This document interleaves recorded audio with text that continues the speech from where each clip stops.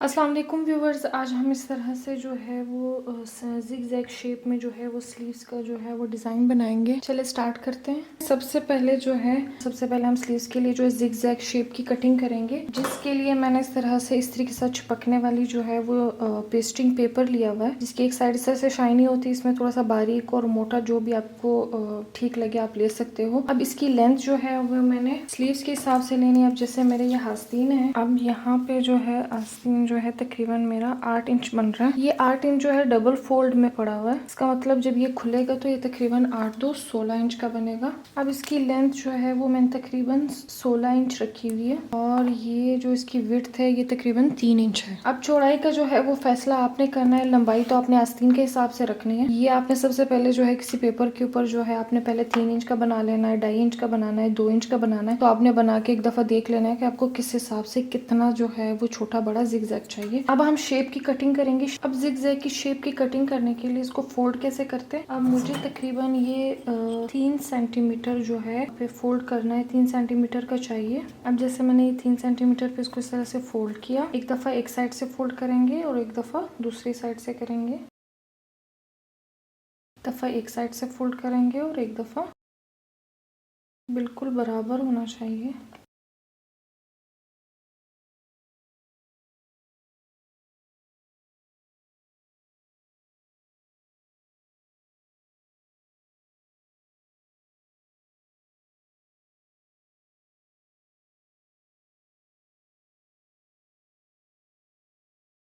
अब ये लास्ट वाला पीस थोड़ा सा छोटा पड़ रहा है, बट ये जो है हमारा इस तरह से बन। अब हम इसके निशान लगाएंगे। अब जैसे मैं ये ऊपर से मैं 1.5 इंच पे निशान लगा लूंगी ये वाली साइड से। अब इस वाली साइड से घुमा के हम यहाँ से भी हम 1.5 इंच पे निशान लगा लेंगे। ये इस तरह से फोल्ड हुआ हुआ है। अब ये थोड़े मोटे मार्कर से मैं इसलिए निशान लगा रही हूँ ताकि कैमरा में ठीक से नजर आए। अब ये वाले निशान को हम इस कोने के साथ मिलाएंगे और ये वाले निशान को इस कोने के साथ। अब जैसे हम इसको इस कोने के साथ इस तरह से स्ट्रेट कर लेंगे, इसी तरह ये वाले निशान को उस कॉर्नर के साथ हम स्ट्रेट कर लेंगे। ये इस तरह से निशान लग गए हैं। अब हम इसकी कटिंग करेंगे। अब हम इसे इस्त्री की मदद से इसके ऊपर जो है पेस्ट करेंगे। इस तरह से कोई हाफ इंच जो है वो कपड़ा छोड़ते हुए ये ज़िग-ज़ैग शेप को इसके ऊपर इस तरह से रखेंगे। यहाँ पे जिस तरह से हाफ इंच छोड़ा हुआ इसके इर्द गिर्द इस तरह से हाफ इंच कपड़ा छोड़ते हुए हम इसको कट करेंगे। पट्टी इस तरह से कट चुकी है। अब हम इसके ऊपर जो है इसको पेस्ट करेंगे। इसको हाफ इसको कट करते जाएंगे।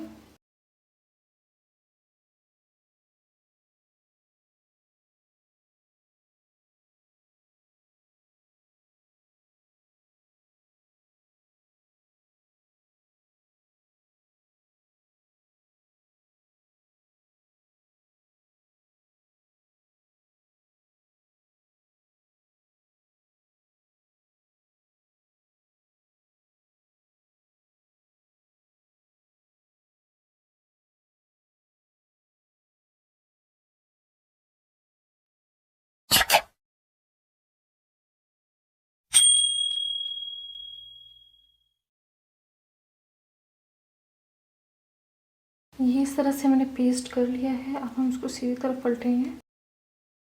अब जहाँ से जो एक्स्ट्रा कपड़ा होगा वो हम कट कर लेंगे, यहाँ से देखते हुए। जैसे ये यहाँ से थोड़ा सा एक्स्ट्रा निकला हुआ है।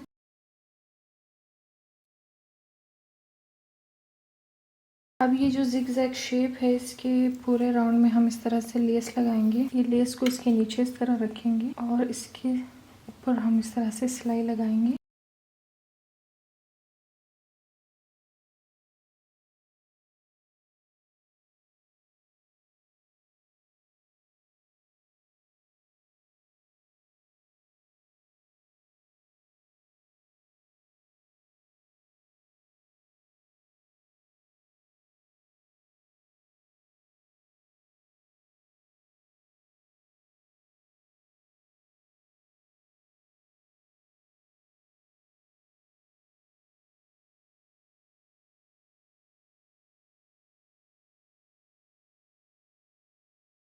ये इस तरह से जिगजैग शेप के इर्द गिर्द जो है हमने लेस लगा ली हुई है। ये इसकी बैक साइड है इस तरह से। अब हम जो है ये ऑर्गेन्जा फैब्रिक को इस तरह से डबल फोल्ड किया हुआ है। ये इसकी जो है फोल्डेड वाली साइड है। ये हमारे पास जो स्लीव्स की जो किनारी होगी इस साइड ये आएगी, और ये जो है ओपन वाली साइड है ये हमारे पास इस तरह स्लीव्स के साथ अटैच होगी। ये इस तरह से अटैच होगी इसके साथ। तो ये जो जिगजैग शेप है इसको इसके ऊपर हम इस तरह से रख के सबसे पहले जो है इसको पेस्ट करेंगे। उसके बाद इसके ऊपर सिलाई लगा के इसको फिक्स कर देंगे। लेकिन इसको रखना इस तरह से है, अब जैसे हमने नीचे से तकरीबन इसको 1.5 इंच ऊंचा रखा है और ऊपर से तकरीबन हमने 1.25 इंच रखा है। इसलिए क्योंकि जब हमारे पास ये जो स्लीव्स के साथ इस तरह से ये अटैच होगा, यहाँ पे 1/2 इंच का जो है मार्जिन पे जो है सिलाई लगेगी। किनारियां बिल्कुल इसके साथ अटैच होनी चाहिए। अब इस शेप के तरह से हम ग्लू लगा लेंगे।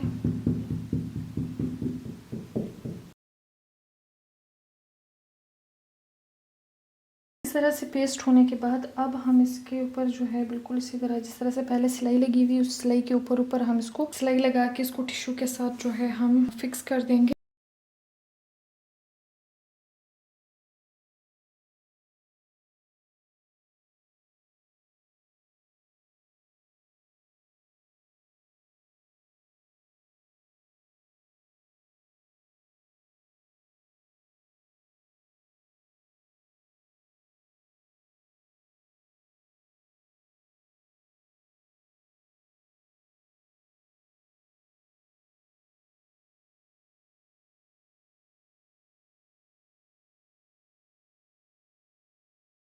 ये हमने इस तरह से जो है वो टिश्यू फैब्रिक के ऊपर जो है इसको इस तरह से सिलाई लगा ली है।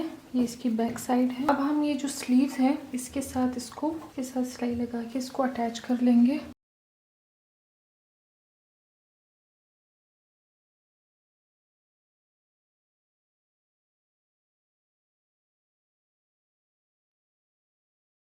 ये पट्टी को मैंने इस तरह से जो है स्लीव्स के साथ जो है वो अटैच कर लिया है। ये हमारे स्लीव जो है इस तरह से तैयार है। स्लीव को जो है वो हम फाइनल इस तरह से सिलाई लगा के